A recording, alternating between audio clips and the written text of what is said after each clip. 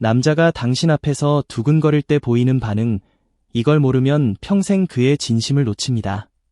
지금 당신 옆에 있는 그 남자, 혹시 평소와 다르게 행동하고 있지 않나요?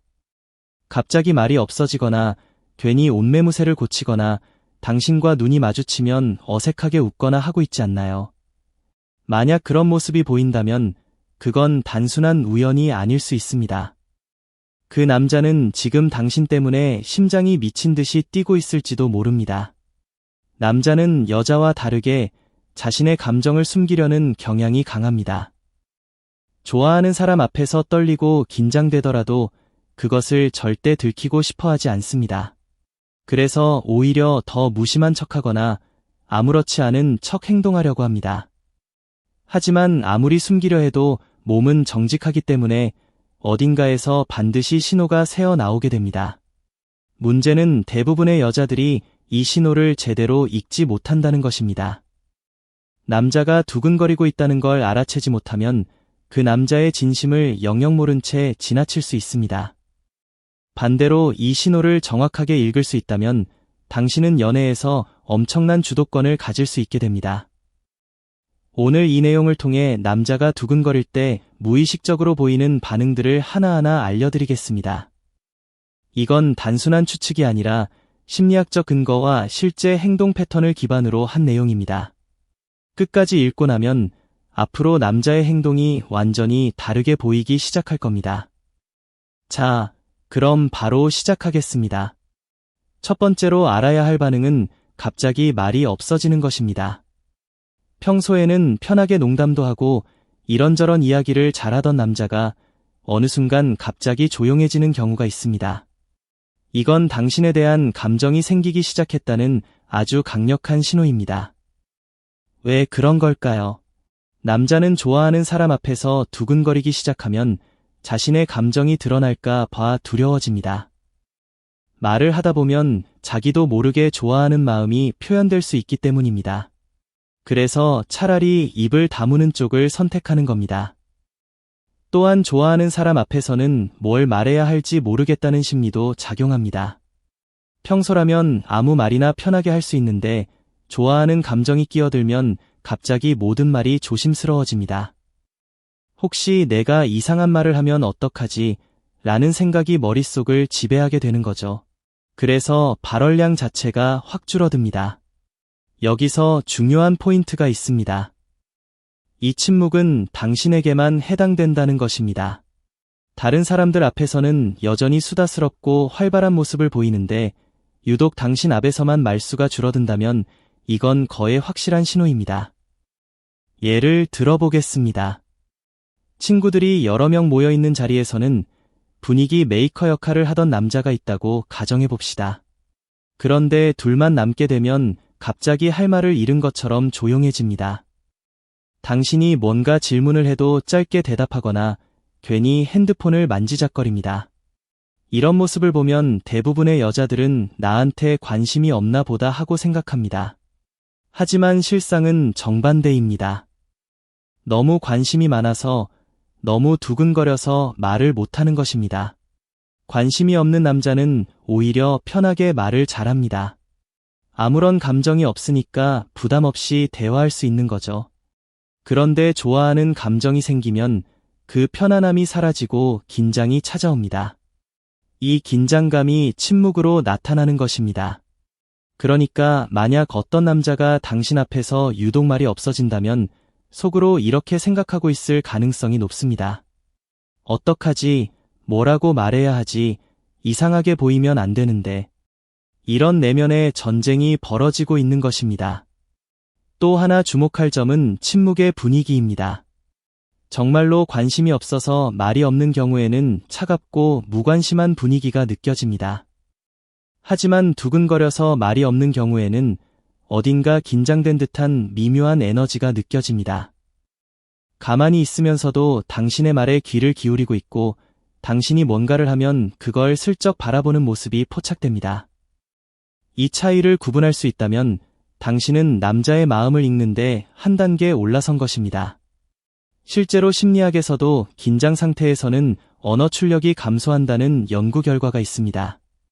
사람은 강한 감정을 느낄 때, 특히 그 감정을 숨기려고 할 때 뇌의 언어 처리 영역이 위축됩니다.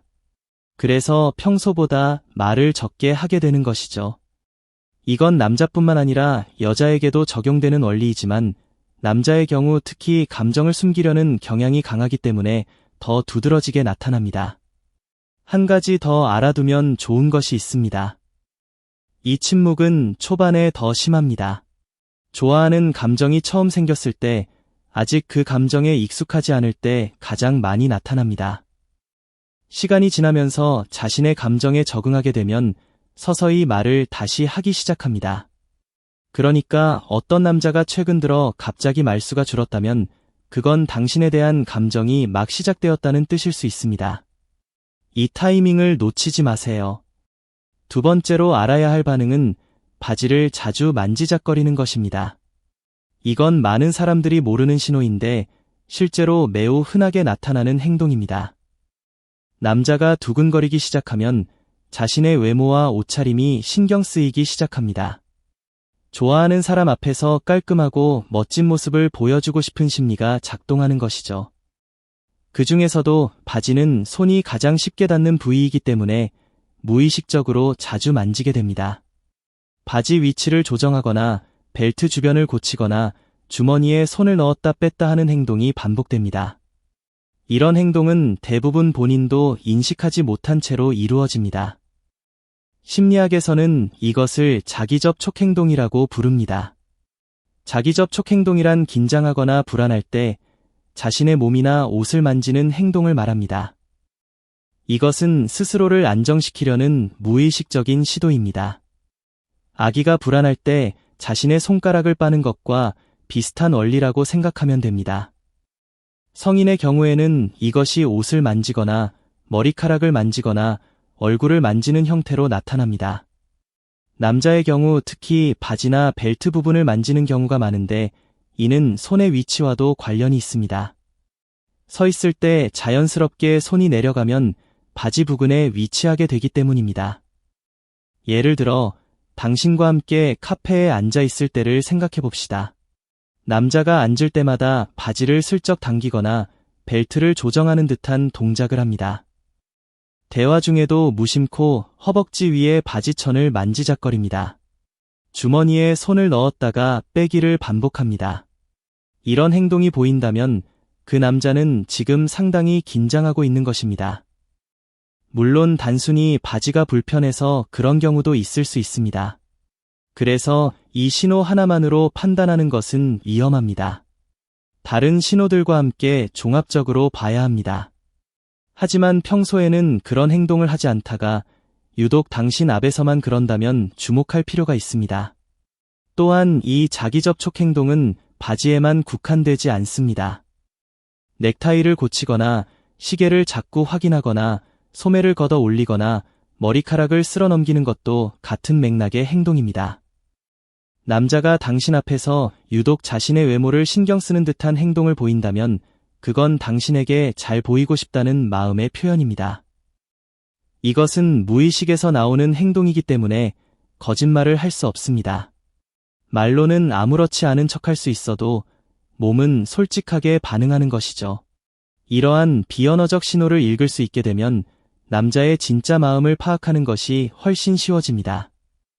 실제로 행동심리학 연구에 따르면 사람이 전달하는 메시지 중 약 55%는 몸짓과 표정을 통해 전달된다고 합니다. 말로 하는 것은 전체의 7%에 불과합니다. 나머지 38%는 목소리의 톤과 속도를 통해 전달됩니다. 이것은 엘버트 메라비언 교수의 유명한 연구 결과입니다. 즉, 남자가 뭐라고 말하느냐보다 어떤 행동을 보이느냐가 훨씬 더 중요하다는 뜻입니다. 그러니까 남자의 말에만 집중하지 말고 그의 몸이 보내는 신호에 주목하세요. 바지를 만지작거리는 그 작은 행동 하나가 어쩌면 그 남자의 심장이 얼마나 빠르게 뛰고 있는지를 보여주는 가장 확실한 증거일 수 있습니다. 세 번째로 알아야 할 반응은 걸음폭이 작아지는 것입니다. 정확히 말하면 걸음폭이 작아진다기보다는 당신의 보폭에 맞추려고 한다는 것입니다. 이건 정말 세심하게 관찰해야 알 수 있는 신호인데 한번 알게 되면 꽤 확실하게 느낄 수 있습니다. 남자는 일반적으로 여자보다 보폭이 넓고 걷는 속도도 빠릅니다. 체격 차이 때문에 자연스러운 현상이죠. 그래서 남녀가 함께 걸을 때 남자가 의식적으로 노력하지 않으면 여자보다 앞서 걷게 됩니다. 하지만 좋아하는 여자와 함께 걸을 때는 다릅니다. 남자는 좋아하는 사람과의 심리적 거리를 좁히고 싶어 합니다. 그리고 그 심리적 거리는 물리적 거리와도 연결됩니다. 그래서 무의식적으로 당신의 보폭에 맞추려고 하고 당신과 나란히 걸으려고 합니다. 이것은 당신과 함께하는 시간을 조금이라도 더 늘리고 싶다는 마음의 표현이기도 합니다. 빨리 걸으면 그만큼 목적지에 빨리 도착하고 함께 걷는 시간이 짧아지니까요. 예를 들어 봅시다. 당신과 그 남자가 둘이서 거리를 걷고 있다고 가정합시다. 그 남자가 평소에는 빠르게 걷는 스타일인데 당신과 함께 있을 때는 느릿느릿 걷고 있습니다. 당신보다 약간 뒤처지듯이 걸으면서 당신의 페이스에 맞추고 있습니다. 이런 모습이 보인다면 그 남자는 당신에게 상당한 호감을 가지고 있는 것입니다. 특히 계단을 오를 때 이 신호가 더 뚜렷하게 나타납니다. 계단은 평지보다 보폭을 맞추기가 훨씬 어렵습니다. 다리 길이와 체력에 따라 한 칸씩 오르는 사람도 있고 두 칸씩 오르는 사람도 있습니다. 이렇게 보폭 차이가 큰 상황에서도 당신에게 맞추려고 노력하는 남자가 있다면 그건 상당히 의미 있는 행동입니다. 그 남자는 당신을 편하게 해주고 싶고 당신과 보조를 맞추고 싶은 것입니다. 이것은 단순한 매너가 아닙니다. 물론 매너가 좋은 남자도 있지만 모든 사람에게 그렇게 하지는 않습니다. 유독 당신에게만 보폭을 맞추고 있다면 그건 매너 이상의 감정이 있는 것입니다. 심리학적으로 보면 보폭을 맞추는 행동은 동조 행동의 일종입니다. 동조 행동이란 좋아하는 사람이나 친밀한 사람의 행동을 무의식적으로 따라 하는 것을 말합니다. 이것은 상대방과 하나가 되고 싶다는 심리에서 비롯됩니다. 연인 사이에서 시간이 지나면 닮아간다는 말이 있는데 이것도 동조 행동의 결과입니다. 서로의 표정, 말투, 행동 패턴을 무의식적으로 따라하면서 점점 비슷해지는 것이죠. 남자가 당신의 보폭에 맞추는 것도 이런 동조 행동의 초기 형태라고 볼 수 있습니다. 아직 연인은 아니지만 무의식적으로 당신과 맞추려고 하는 것이죠. 이것은 그 남자의 뇌가 이미 당신을 특별한 존재로 인식하고 있다는 증거입니다. 한 가지 재미있는 실험 결과가 있습니다. 미국의 한 대학교에서 남녀 커플의 보행 속도를 분석한 연구가 있었습니다. 연구 결과 남자는 좋아하는 여자와 걸을 때 평균 보행 속도가 약 7% 감소하는 것으로 나타났습니다. 반면 그냥 친구 관계인 여자와 걸을 때는 속도 변화가 거의 없었습니다. 이것은 남자의 보행 속도 변화가 감정과 직접적으로 연결되어 있다는 것을 보여줍니다. 그러니까 함께 걸을 때 남자의 걸음을 유심히 살펴보세요. 그의 발걸음이 당신에게 말하고 있을지도 모릅니다. 나는 당신 옆에서 천천히 걷고 싶어 라고요. 네 번째로 알아야 할 반응은 살짝 앞으로 기울어지는 자세입니다. 남자가 당신 앞에서 약간 앞으로 숙이는 듯한 자세를 취하는 것을 본 적이 있나요? 이런 자세는 긴장이나 두근거림 혹은 자신의 신체적 반응을 숨기기 위해 나타나는 행동입니다. 남자는 두근거리면 자신도 모르게 자세가 변합니다. 그리고 그 변화를 당신에게 들키고 싶지 않아서 앞으로 기울이는 자세를 취합니다. 이 행동의 근본적인 심리는 당신에게 자신의 동요를 들키고 싶지 않다는 것입니다. 남자에게는 좋아하는 사람 앞에서도 침착하고 여유 있어 보이고 싶다는 욕구가 있습니다. 그런데 몸이 긴장 반응을 보이면 그걸 감추기 위해 자세를 바꾸는 것이죠. 앞으로 기울이면 전체적인 체형이 약간 가려지고 긴장으로 인한 미세한 떨림이나 뻣뻣함이 덜 눈에 띄게 됩니다. 예를 들어 카페에서 나란히 앉아 있을 때 남자가 약간 앞으로 숙인 자세를 취하고 있다면 주목해보세요. 또는 함께 사진을 찍을 때 살짝 앞으로 기울어진 자세를 보일 수도 있습니다. 이런 모습은 그 남자가 지금 내면에서 격렬한 감정의 소용돌이를 겪고 있다는 뜻입니다. 겉으로는 아무렇지 않은 척하지만 속으로는 심장이 터질 것 같은 상태인 거죠. 이 순간의 남자는 정말로 냉정을 유지하려고 필사적입니다. 자기가 부자연스러워 보인다는 걸 알면서도 그 행동을 멈출 수 없는 것입니다. 왜냐하면 그건 의식적인 선택이 아니라 무의식적인 반응이기 때문입니다. 몸이 먼저 반응하고 머리가 나중에 인식하는 것이죠. 이것은 인간의 자율신경계와 관련이 있습니다. 두근거림을 느끼면 교감신경이 활성화되면서 다양한 신체 반응이 나타납니다. 심장 박동이 빨라지고 호흡이 가빠지고 근육이 긴장합니다. 이런 반응들을 의식적으로 통제하기는 매우 어렵습니다. 그래서 자세를 바꾸는 것으로 이런 반응들을 가리려고 하는 것이죠. 앞으로 기울이는 자세 외에도 팔짱을 끼거나 테이블에 팔꿈치를 올리거나 무언가를 손에 들고 있으려고 하는 것도 비슷한 맥락의 행동입니다. 이런 행동들은 모두 자신의 긴장을 감추기 위한 방어 기제입니다. 당신 앞에서 이런 행동을 보이는 남자가 있다면 그 남자는 당신 때문에 엄청나게 두근거리고 있는 것입니다. 그러니까 놀리지 마시고 그 남자의 노력을 이해해 주세요. 겉으로는 쿨한 척하지만 속으로는 당신 때문에 난리가 나고 있는 거니까요. 5번째로 알아야 할 반응은 당신을 바라보는 시선이 늘어난다는 것입니다. 이건 어쩌면 가장 본능적인 반응이라고 할 수 있습니다. 좋아하면 보게 됩니다. 이건 어떤 노력으로도 막을 수 없는 인간의 가장 원초적인 반응입니다. 눈은 마음의 창이라는 말이 괜히 있는 게 아닙니다. 남자가 당신을 좋아하기 시작하면 무의식적으로 당신을 향한 시선이 늘어납니다. 하지만 문제가 있습니다. 뚫어져라 쳐다보면 당연히 들킵니다. 그래서 남자는 직접적으로 바라보는 대신 훔쳐보기를 시작합니다. 당신이 다른 곳을 보고 있을 때 슬쩍 바라보다가 당신이 고개를 돌리면 재빨리 시선을 피합니다. 대화 중에 당신이 웃으면 그 순간을 놓치지 않고 바라봅니다. 하지만 당신과 눈이 마주치면 어색하게 시선을 돌립니다. 이런 행동이 반복된다면 그 남자는 확실히 당신에게 마음이 있는 것입니다. 특히 당신이 멀리서 걸어올 때의 반응을 주목해보세요. 남자가 당신을 좋아한다면 당신이 멀리서 나타나는 순간 무의식적으로 눈으로 쫓기 시작합니다. 당신의 움직임을 하나하나 눈으로 따라가고 있는 것이죠. 그리고 당신이 가까이 오면 일부러 다른 곳을 보는 척합니다. 마치 지금까지 당신을 보고 있지 않았던 것처럼요.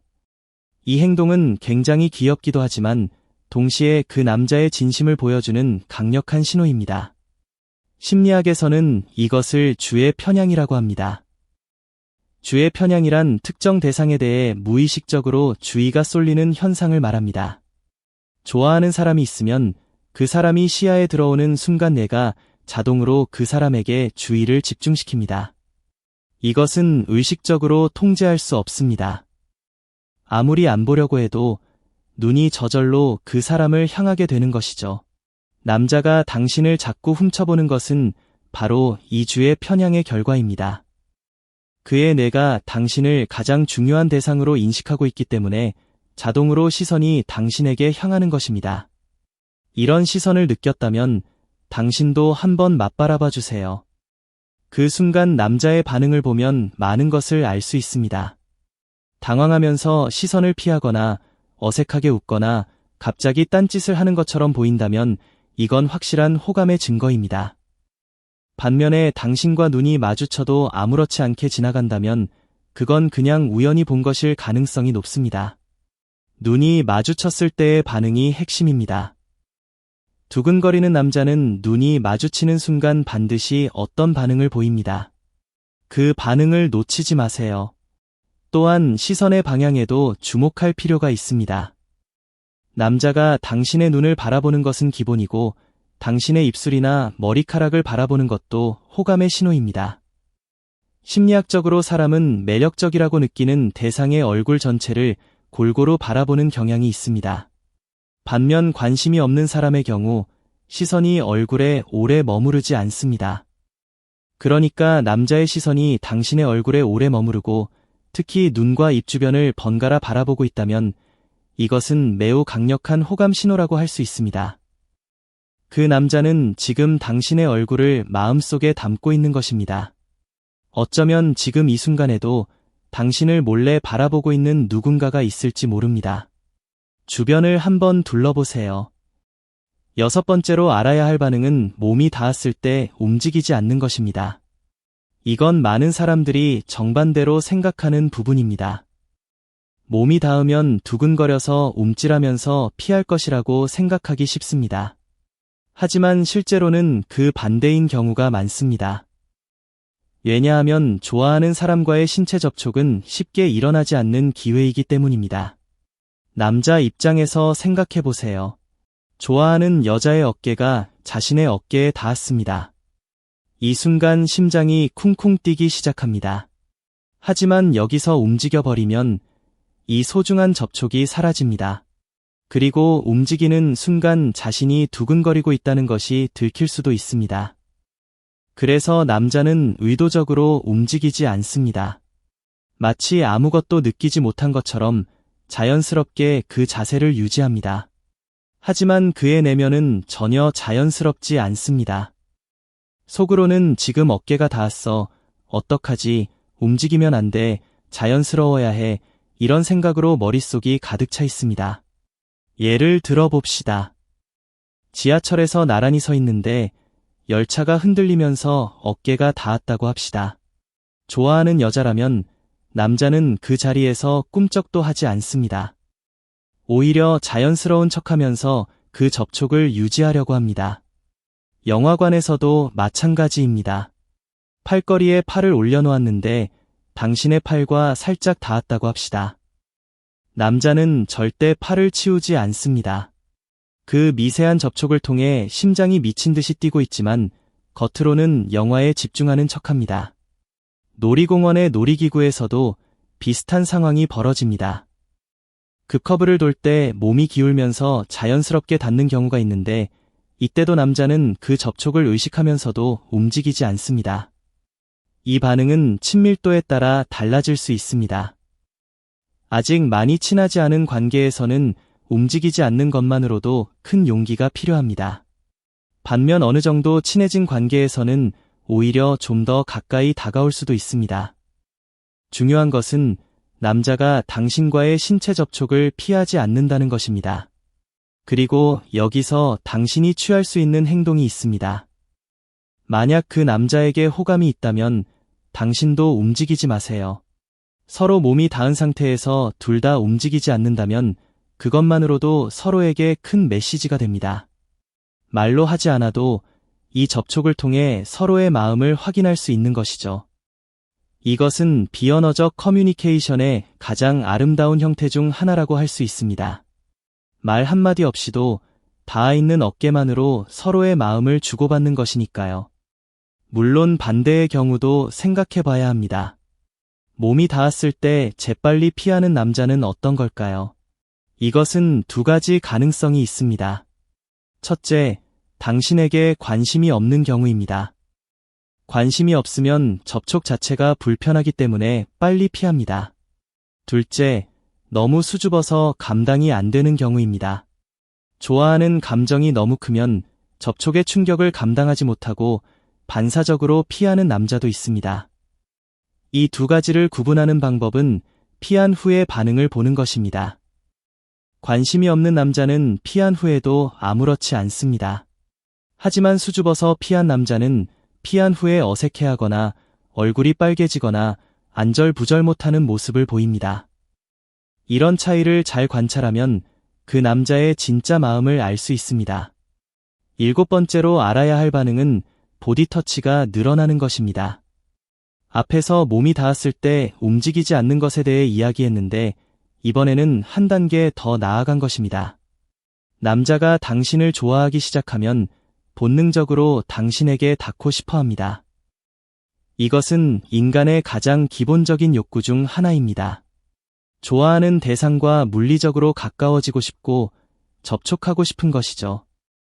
그래서 남자는 자연스러운 상황을 만들어서 당신에게 살짝 닿으려고 합니다.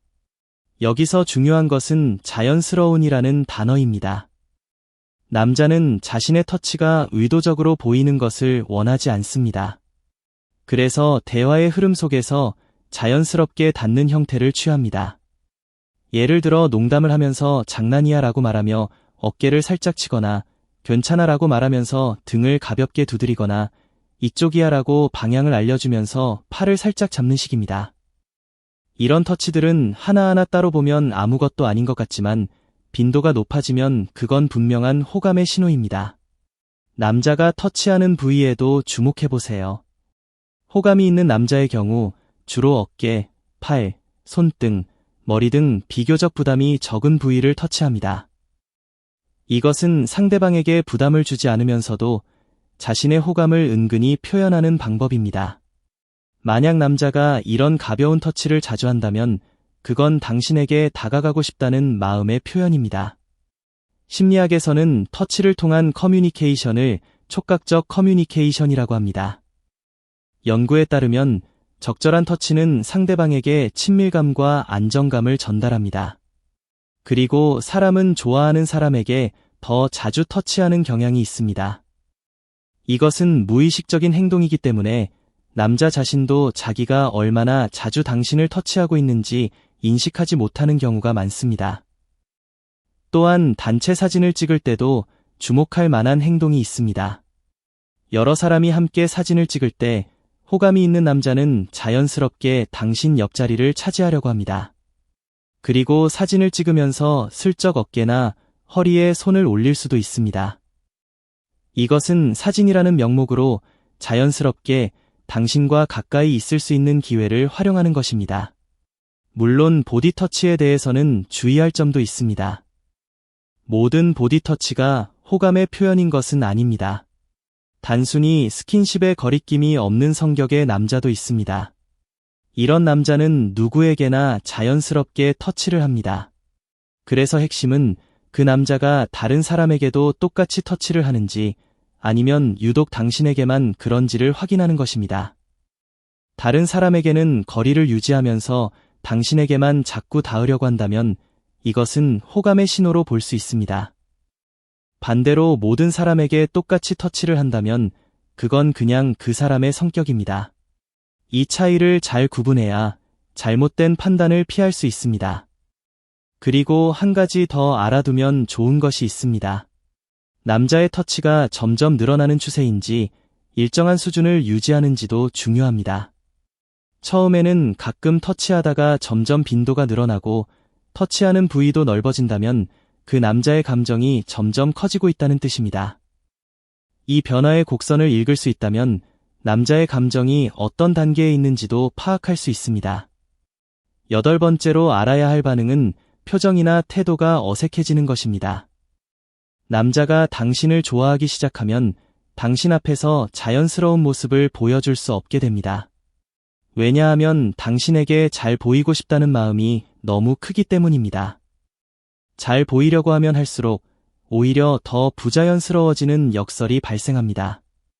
이것은 심리학에서 수행 불안이라고 하는 현상과 비슷합니다. 중요한 시험이나 면접 앞에서 긴장하면 평소에 잘하던 것도 못하게 되는 것과 같은 원리입니다. 좋아하는 사람 앞에서도 마찬가지입니다.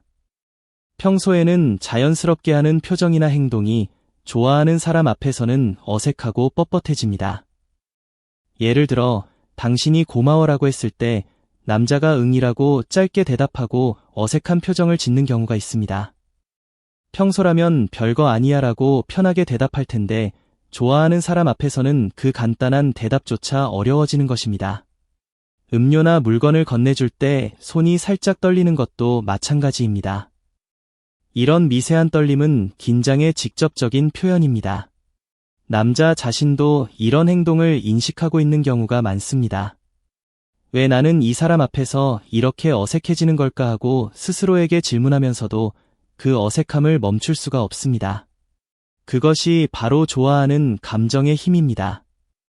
이성적으로는 자연스럽게 행동하고 싶은데 감정이 이성을 압도해 버리는 것이죠.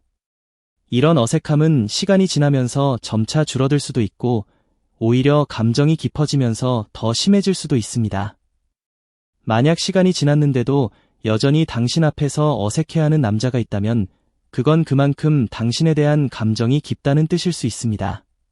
반면에 처음에는 어색했는데 점점 자연스러워지는 남자는 자신의 감정에 적응하고 있는 것입니다.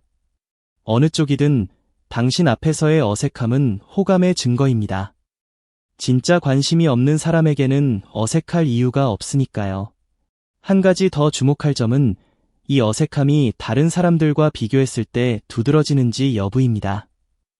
다른 사람들과는 편하게 대화하고 자연스럽게 행동하는데 유독 당신 앞에서만 어색해진다면 이것은 거의 확실한 호감 신호입니다.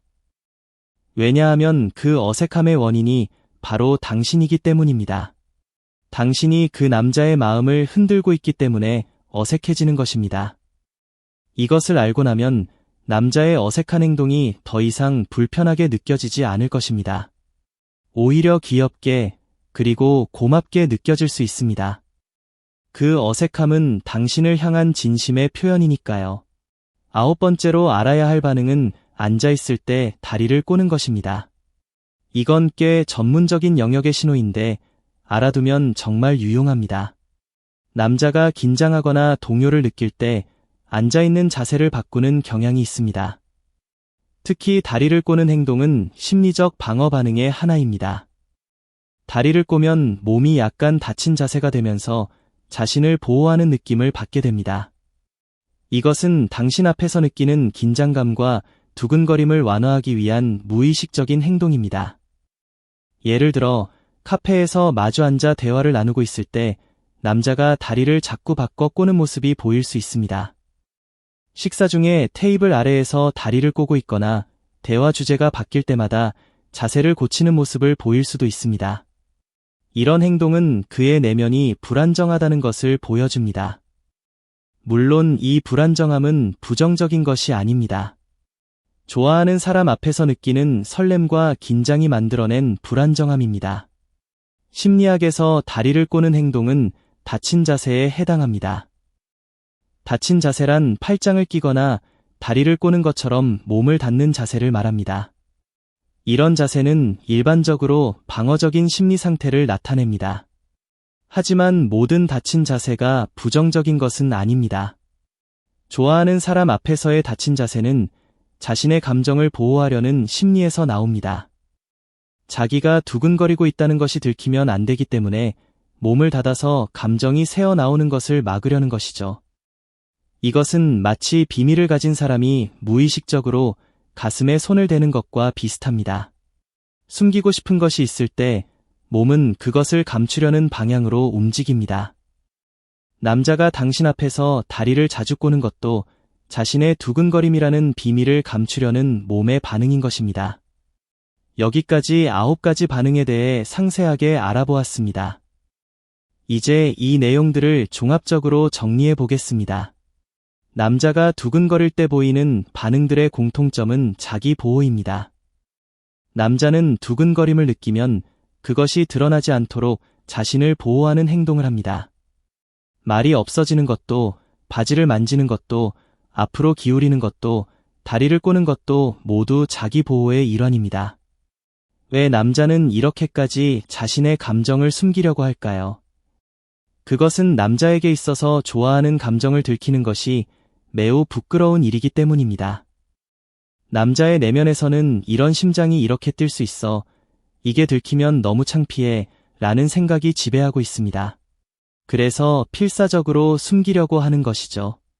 하지만 아무리 숨기려 해도 몸은 정직합니다.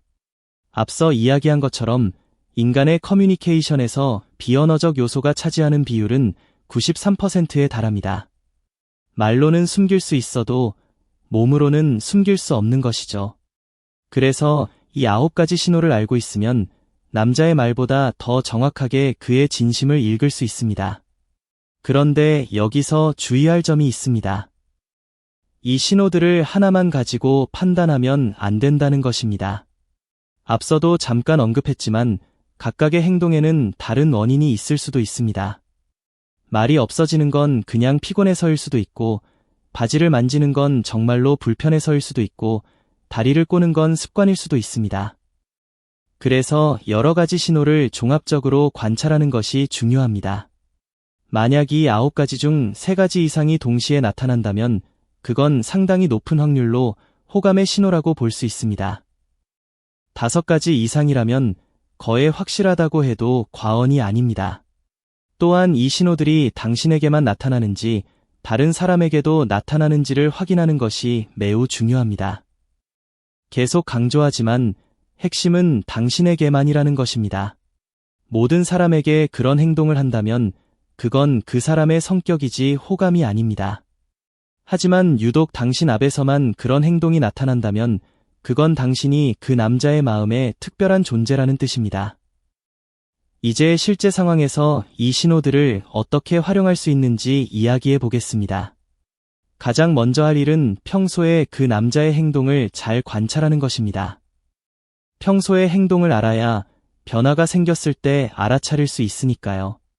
그래서 그 남자가 다른 사람들과 있을 때 어떻게 행동하는지, 어떤 표정을 짓는지, 말을 얼마나 하는지, 보디터치를 얼마나 하는지 등을 평소에 잘 기억해 두세요. 그리고 당신과 둘이 있을 때 또는 당신이 가까이 있을 때의 행동과 비교해 보세요. 차이가 크면 클수록 당신에 대한 감정이 크다는 뜻입니다. 두 번째로 할 일은 의도적으로 상황을 만들어 보는 것입니다. 예를 들어 일부러 그 남자 옆에 앉아서 어깨가 닿을 수 있는 거리를 만들어 보세요. 그때 그 남자의 반응을 관찰하는 것입니다. 피하지 않는다면 긍정적 신호, 자연스럽게 받아들인다면 더 강한 긍정적 신호입니다. 걸을 때 일부러 천천히 걸어보면서 그 남자가 보폭을 맞추는지도 확인해 볼 수 있습니다. 갑자기 눈을 마주치며 웃어보면서 그의 반응이 어색해지는지도 테스트해 볼 수 있습니다. 이렇게 작은 실험들을 해보면 그 남자의 마음을 좀 더 확실하게 파악할 수 있습니다. 세 번째로 중요한 것은 당신의 반응입니다.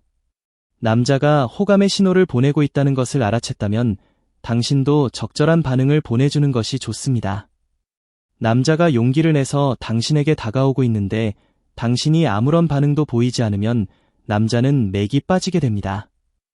그래서 상대방의 호감을 느꼈다면 당신도 미소를 보내거나 편하게 대화해주거나 가벼운 터치에 자연스럽게 반응해주는 것이 관계를 발전시키는 데 도움이 됩니다. 남자가 두근거리고 있을 때 당신이 따뜻하게 받아준다면 그 남자의 마음은 더욱 확고해질 것입니다. 여기서 남녀 심리의 근본적인 차이에 대해서도 짚어볼 필요가 있습니다. 일반적으로 여자는 감정을 표현하는데 남자보다 더 능숙합니다. 여자는 좋아하면 웃고, 슬프면 울고, 화나면 화내는 것이 비교적 자연스럽습니다. 하지만 남자는 어릴 때부터 감정을 숨기라는 사회적 압박을 받아왔습니다. 남자가 울면 약해 보인다. 남자가 감정적이면 부끄럽다. 이런 인식이 남자의 감정 표현을 억누르는 역할을 합니다. 그래서 남자는 좋아하는 감정을 느끼더라도 그것을 직접적으로 표현하기보다는 행동으로 보여주는 경향이 있습니다. 오늘 이야기한 9가지 신호도 모두 이런 맥락에서 이해할 수 있습니다.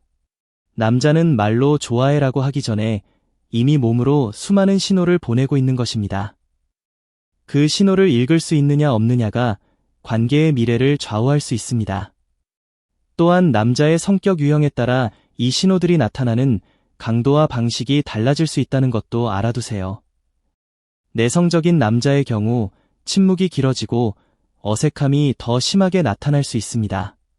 보디터치는 거의 하지 못하고 대신 훔쳐보기가 훨씬 많아질 수 있습니다. 반면 외향적인 남자의 경우 보디터치가 확실하게 늘어나고 말을 더 많이 하려고 하지만 가끔 어색한 순간이 찾아올 수 있습니다. 내성적인 남자든 외향적인 남자든 좋아하는 감정이 있으면 반드시 어딘가에서 신호가 나타납니다. 다만 그 나타나는 방식이 다를 뿐입니다.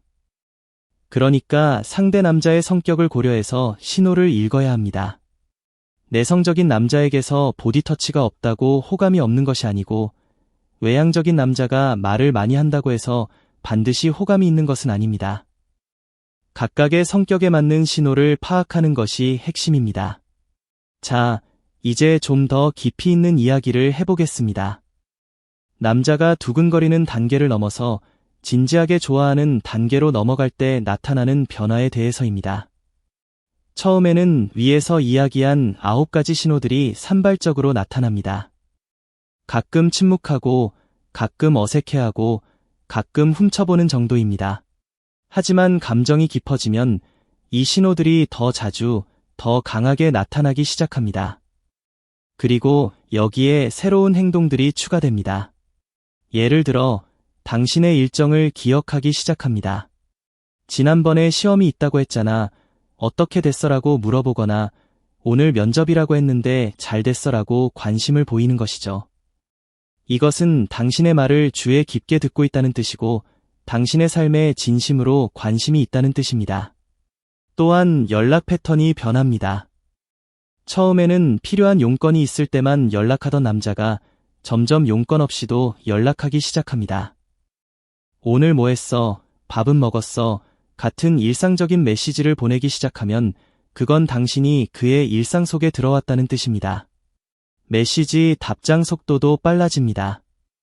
당신의 메시지를 받으면 가능한 한 빨리 답장하려고 합니다. 물론 일부러 너무 빠르게 답장하면 급해 보일까봐 적당히 시간을 둔 후에 보내는 남자도 있습니다.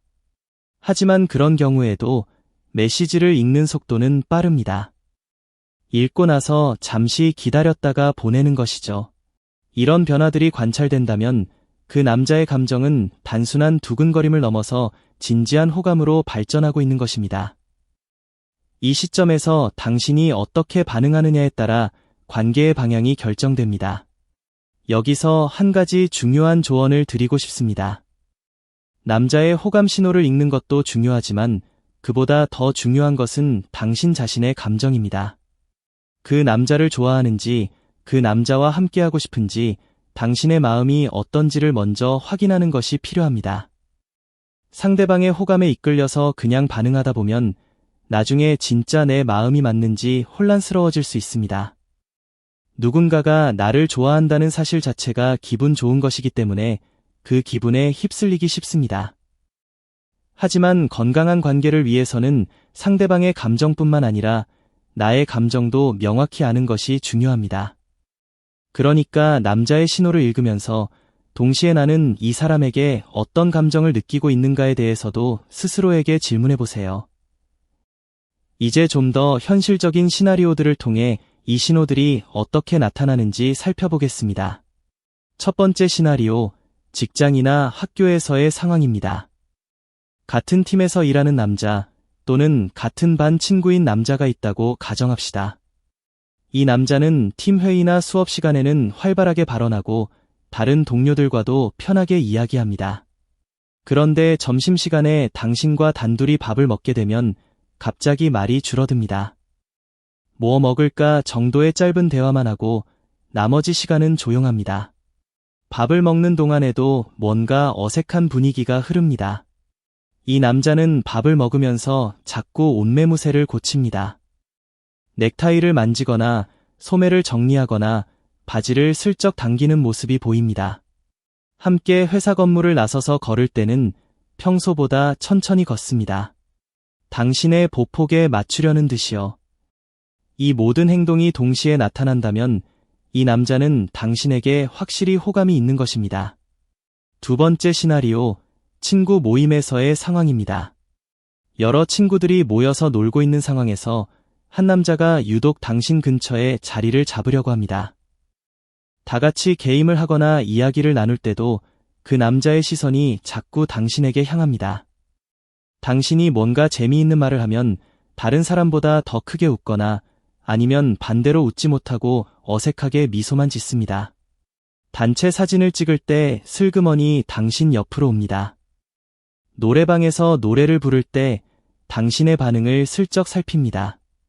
이런 행동들이 보인다면 이 남자는 친구 모임에서도 당신만 의식하고 있는 것입니다. 세 번째 시나리오, 둘이서 데이트하는 상황입니다. 아직 사귀는 건 아니지만 둘이서 만나서 놀기로 한 상황입니다. 이 남자는 만나기로 1시간보다 일찍 도착해 있습니다. 당신이 오는 것을 멀리서부터 눈으로 쫓고 있다가 당신이 가까이 오면 핸드폰을 보는 척합니다. 카페에 가서 마주 앉으면 자세가 약간 뻣뻣합니다. 메뉴판을 보면서도 당신을 슬쩍 바라봅니다. 주문한 음료가 나오면 건네주면서 손이 살짝 떨립니다. 대화 중에 다리를 자꾸 바꿔 꼽니다. 함께 거리를 걸을 때 당신의 속도에 완벽하게 맞추고 있습니다. 좁은 길을 지나갈 때 어깨가 닿으면 피하지 않습니다. 오히려 그 접촉이 계속되기를 바라는 듯한 느낌이 듭니다. 헤어질 때는 뭔가 아쉬운 듯이 머뭇거립니다. 이 모든 행동이 동시에 나타난다면 이 남자에게 당신은 이미 특별한 사람인 것입니다. 이런 시나리오들을 통해 볼 수 있듯이 남자의 두근거림은 다양한 상황에서 다양한 형태로 나타납니다. 하지만 본질은 같습니다. 자신의 감정을 숨기려고 하면서도 몸이 먼저 반응하는 것, 이것이 남자가 두근거릴 때의 핵심입니다. 이제 마지막으로 당신이 알아야 할 가장 중요한 한 가지를 말씀드리겠습니다. 남자의 두근거림을 읽는 능력은 타고나는 것이 아닙니다. 연습과 관찰을 통해 기를 수 있는 능력입니다. 처음에는 아무것도 보이지 않을 수 있습니다. 남자의 행동을 봐도 그게 호감인지 그냥 성격인지 구분하기 어려울 수 있습니다. 하지만 이 내용을 알고 난 후부터는 달라질 것입니다. 남자의 작은 행동 하나하나가 다른 의미로 다가올 것입니다. 갑자기 조용해지는 그 순간, 바지를 만지작거리는 그 손, 당신에게 맞추는 그 걸음, 살짝 기울어진 그 자세, 몰래 바라보는 그 시선, 닿았을 때 움직이지 않는 그 어깨, 슬쩍 닿으려는 그 손길, 어색해지는 그 표정, 자꾸 바뀌는 그 다리. 이 모든 것들이 그 남자의 심장 소리를 대신 전해주고 있습니다. 그 소리에 귀 기울여 보세요. 어쩌면 당신이 찾고 있던 답이 거기에 있을지도 모릅니다. 남자는 겉으로는 강한 척, 무심한 척하지만 속으로는 여자만큼이나 혹은 그 이상으로 두근거리고 있습니다. 다만 그것을 표현하는 방식이 다를 뿐입니다. 오늘 이야기한 내용을 기억하고 있다면 당신은 앞으로 남자의 진심을 놓치지 않을 수 있을 것입니다. 그리고 그 진심을 알아챘을 때 당신의 한마디, 당신의 미소 하나가 그 남자에게는 세상 전부가 될 수 있습니다. 연애라는 것은 결국 서로의 마음을 읽어가는 과정이니까요. 그 과정에서 오늘 이 내용이 작은 도움이 되었으면 좋겠습니다. 자, 여기서 조금 더 깊이 들어가서 각 신호들 사이의 관계에 대해서도 이야기해 보겠습니다. 9가지 신호를 개별적으로 설명했지만 실제로 이 신호들은 서로 연결되어 있습니다. 하나의 감정이 여러 가지 행동으로 동시에 표출되기 때문입니다. 예를 들어 침묵과 어색한 표정은 세트로 나타나는 경우가 많습니다. 말이 없어지면서 동시에 표정이 굳어지는 것이죠. 이것은 뇌가 감정을 처리하느라 바쁘기 때문에 언어와 표정 조절에 투입할 자원이 부족해지기 때문입니다. 인간의 뇌는 멀티태스킹에 한계가 있습니다. 강한 감정을 느끼면서 동시에 자연스럽게 말하고 자연스러운 표정을 짓고 편안한 자세를 유지하는 것은 뇌에 엄청난 부담을 줍니다. 그래서 하나가 무너지면 다른 것들도 연쇄적으로 무너지는 것입니다. 이것이 9가지 신호가 동시에 나타나는 이유입니다. 보폭 변화와 신체 접촉도 연결되어 있습니다. 보폭을 맞추면 자연스럽게 가까이 걷게 되고 가까이 걸으면 몸이 닿을 확률이 높아집니다. 그리고 몸이 닿으면 움직이지 않음으로써 그 접촉을 유지하려고 합니다.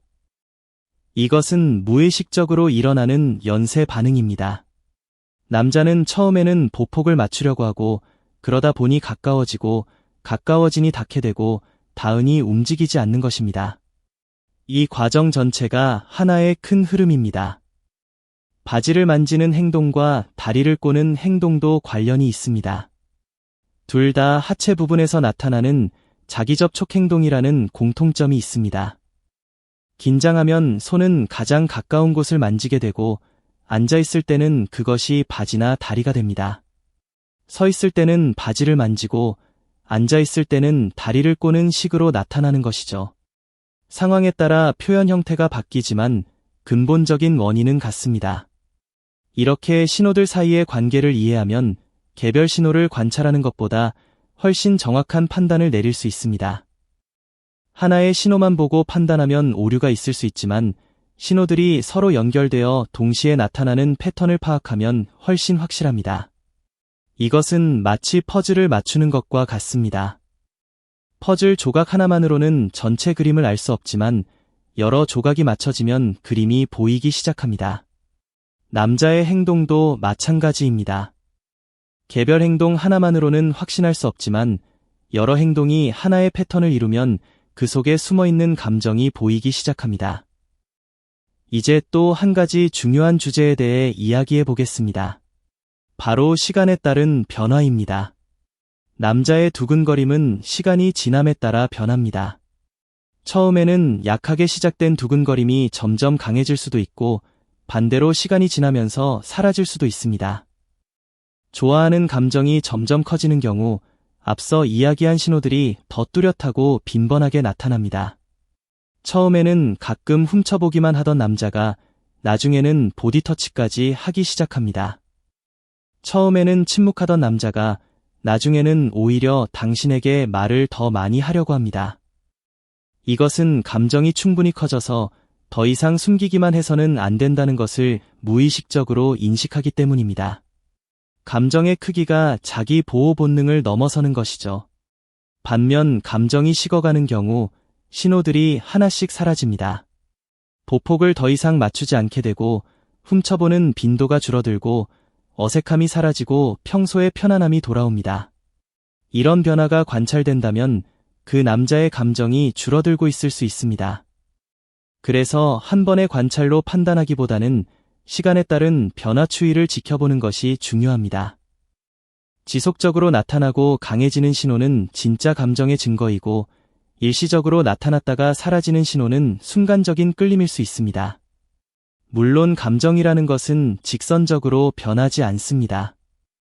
어떤 날은 강하게 나타나고 어떤 날은 약하게 나타날 수 있습니다. 그것은 그날의 컨디션이나 상황에 따라 달라지기 때문입니다.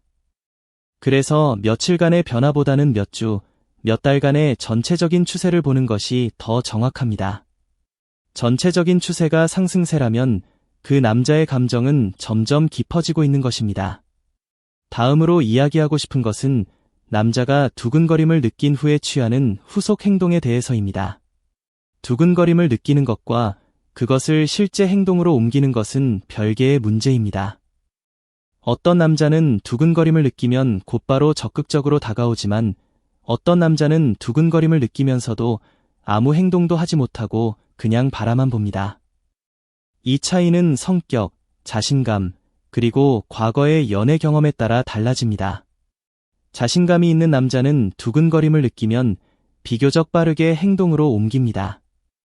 연락처를 물어보거나 밥을 같이 먹자고 하거나 둘이서 뭔가 하자고 제안합니다. 이런 남자의 경우 앞서 이야기한 신호들이 나타난 후 비교적 빨리 다음 단계로 넘어갑니다.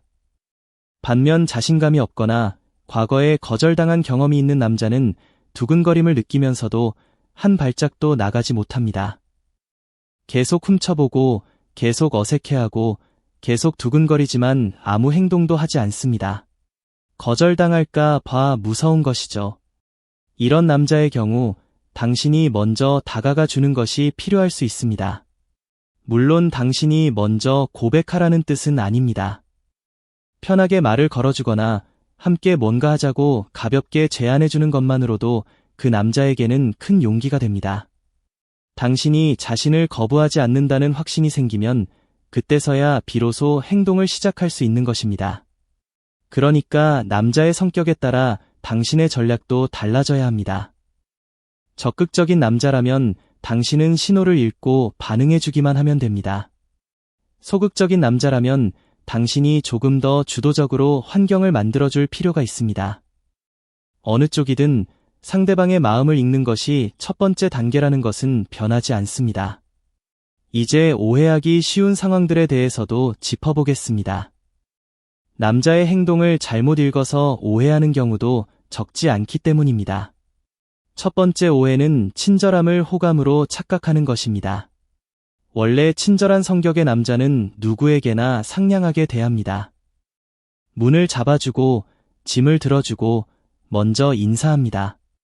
이런 행동을 보고 나한테 호감이 있나 보다 하고 생각하면 오해가 될 수 있습니다. 핵심은 그 친절함이 당신에게만 특별한 것인지 모든 사람에게 동일한 것인지를 확인하는 것입니다. 두 번째 오해는 무관심을 호감으로 착각하는 것입니다. 앞서 남자가 두근거리면 침묵한다고 이야기했지만 모든 침묵이 두근거림 때문은 아닙니다. 진짜 관심이 없어서 할 말이 없는 경우도 있습니다. 이 둘을 구분하려면 침묵의 분위기와 다른 신호의 동반 여부를 확인해야 합니다.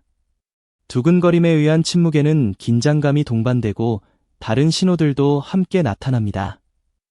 하지만 무관심에 의한 침묵에는 차가움이 느껴지고 다른 호감 신호가 전혀 없습니다.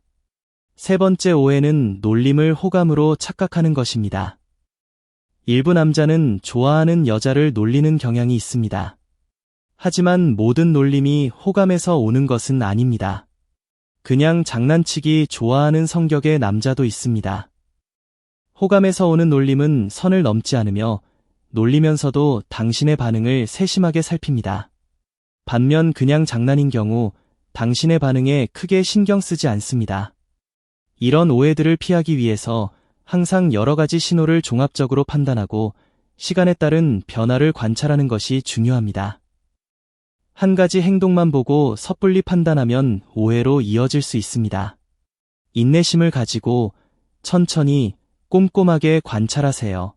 그러면 진짜 호감과 단순한 행동의 차이가 보이기 시작할 것입니다. 자, 이제 마무리를 지어야 할 때가 된 것 같습니다. 오늘 정말 많은 내용을 다루었습니다. 남자가 두근거릴 때 보이는 9가지 핵심 반응부터 그 심리적 원인, 신호들 사이의 관계, 시간에 따른 변화, 성격 유형별 차이, 오해하기 쉬운 상황까지 폭넓게 이야기했습니다. 이 모든 내용의 핵심을 한 문장으로 요약하면 이것입니다. 남자의 말이 아니라 몸을 보라. 남자는 감정을 말로 표현하는 데 서툽니다. 하지만 몸은 거짓말을 하지 않습니다. 입은 닫혀 있어도 눈은, 손은, 발은, 자세는 끊임없이 그의 진심을 말하고 있습니다. 그 언어를 읽을 수 있게 되었을 때 당신은 연애에서 훨씬 유리한 위치에 서게 됩니다. 그리고 언젠가 그 남자가 용기를 내서 당신에게 좋아해라고 말하는 날이 온다면 당신은 이미 그 고백의 답을 알고 있을 것입니다. 왜냐하면 그의 몸이 이미 오래전부터 당신에게 그 말을 하고 있었으니까요. 오늘 이야기한 내용이 당신의 연애에 도움이 되기를 진심으로 바랍니다. 앞으로도 사랑하는 사람의 마음을 잘 읽고 행복한 관계를 만들어 나가시길 응원합니다. 남자의 두근거림이라는 주제에 대해서 추가적으로 알아두면 좋을 내용이 몇 가지 더 있습니다. 나이에 따른 차이도 존재합니다. 10대 후반에서 20대 초반의 젊은 남자들은 감정 조절 경험이 부족하기 때문에 두근거림의 신호가 더 크고 뚜렷하게 나타나는 경향이 있습니다. 얼굴이 빨개진다거나 말을 더듬는다거나 눈에 띄게 어색해하는 것이 대표적입니다. 반면 20대 후반에서 30대 이상의 남자들은 어느 정도 감정을 조절하는 방법을 터득했기 때문에 신호가 더 미세하게 나타납니다. 그래서 나이가 있는 남자의 호감 신호를 읽으려면 더 세심한 관찰이 필요합니다. 작은 눈빛의 변화, 미세한 자세 변화, 약간의 목소리, 톤 변화 등을 포착해야 합니다. 이것은 어려운 일이지만 오늘 이야기한 기본 원리를 이해하고 있다면 충분히 가능합니다. 또한 문화적 차이도 고려해야 합니다. 한국 남자의 경우 감정 표현에 대한 사회적 기대가 다른 나라와 다를 수 있습니다. 한국 사회에서 남자는 차분하고 이성적이어야 한다는 기대가 있기 때문에 두근거림을 숨기려는 경향이 더 강할 수 있습니다. 반면에 스킨십이나 보디터치에 대한 문화적 규범도 나라마다 다르기 때문에 한국에서의 가벼운 터치는 다른 문화권에서의 가벼운 터치와 의미가 다를 수 있습니다. 한국에서는 남녀 간의 보디 터치가 비교적 조심스러운 편이기 때문에 작은 터치라도 의미 있는 행동으로 볼 수 있습니다. 이런 문화적 맥락을 이해하고 있으면 남자의 행동을 더 정확하게 해석할 수 있습니다. 마지막으로 가장 중요한 것을 한 번 더 강조하겠습니다. 남자의 신호를 읽는 것은 중요하지만 그것에만 매달리지 마세요. 신호를 읽는 것은 도구이지 목적이 아닙니다. 진짜 목적은 서로의 마음을 확인하고 건강하고 행복한 관계를 만드는 것입니다. 신호를 읽는 데만 집중하다 보면 오히려 자연스러운 관계 형성이 방해될 수 있습니다. 그러니까 이 내용을 참고하되 가장 중요한 것은 당신 자신의 마음이라는 것을 잊지 마세요. 당신이 진심으로 좋아하는 사람이라면, 그리고 그 사람도 당신에게 호감의 신호를 보내고 있다면 용기를 내세요.